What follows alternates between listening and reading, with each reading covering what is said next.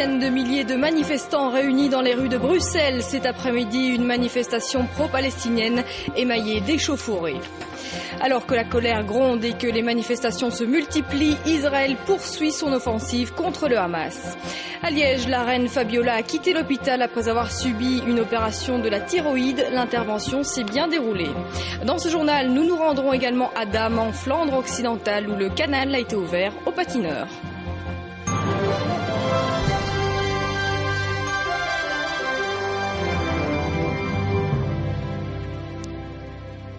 Madame, Monsieur, bonsoir. Manifestation pro-palestinienne cet après-midi dans les rues de la capitale.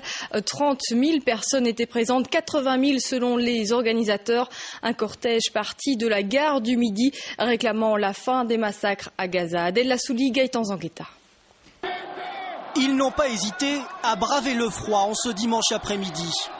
Des dizaines de milliers de manifestants sont descendus dans les rues avec la ferme intention de dénoncer l'offensive israélienne dans Gaza.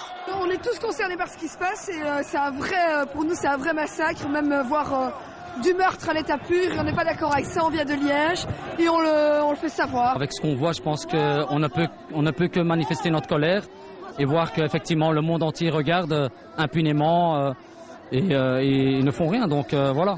Donc ici on est là pour manifester notre désaccord.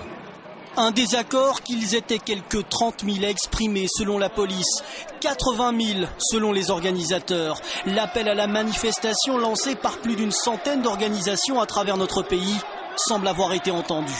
Ceux qui sont aujourd'hui assiégés à Gaza sont renforcés par toutes ces images qui passent à la télévision 24 heures de grandes manifestations dans toutes les capitales européennes, pas seulement arabes, parce que ce n'est pas un conflit de communauté ni de religion, c'est un combat pour le droit et la justice et l'égalité et surtout la coexistence.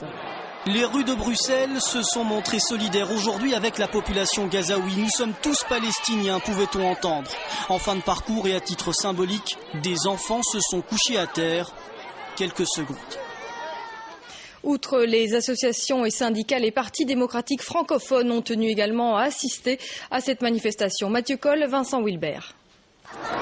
Noyés au milieu d'une foule dense, plusieurs personnalités politiques belges ont tenu à être présentes cet après-midi.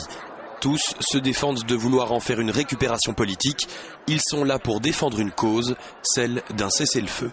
Nous prenons position pour un cessez-le-feu, pour arrêter la guerre.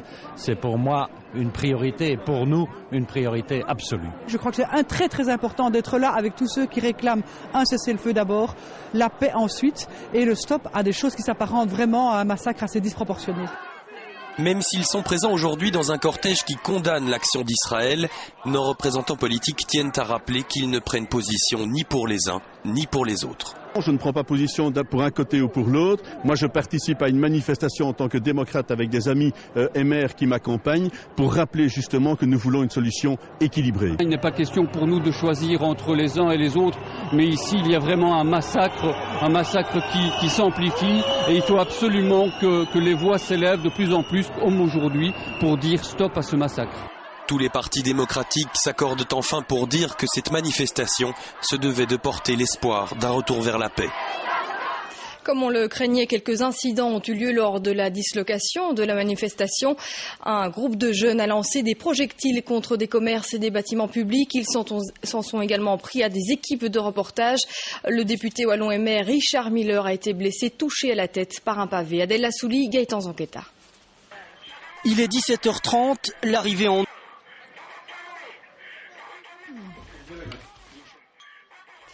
Une manifestation pro-palestinienne se tenait également à Madrid. Nous reviendrons à la manifestation dans la capitale dans quelques instants.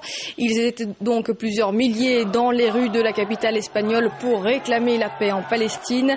Comme à Bruxelles, la manifestation s'est terminée par quelques incidents. Et puis à Londres, plusieurs milliers de manifestants se sont rassemblés pour exprimer cette fois leur soutien à Israël. Une initiative d'organisation juive appelant à une paix durable au Proche-Orient. En 16 jours de combat, Israël estime avoir porté un coup sans précédent au Hamas. Même si l'État hébreu se dit proche de ses objectifs, il n'exclut pas l'activation de la troisième phase de son opération. Sébastien Rosenfeld.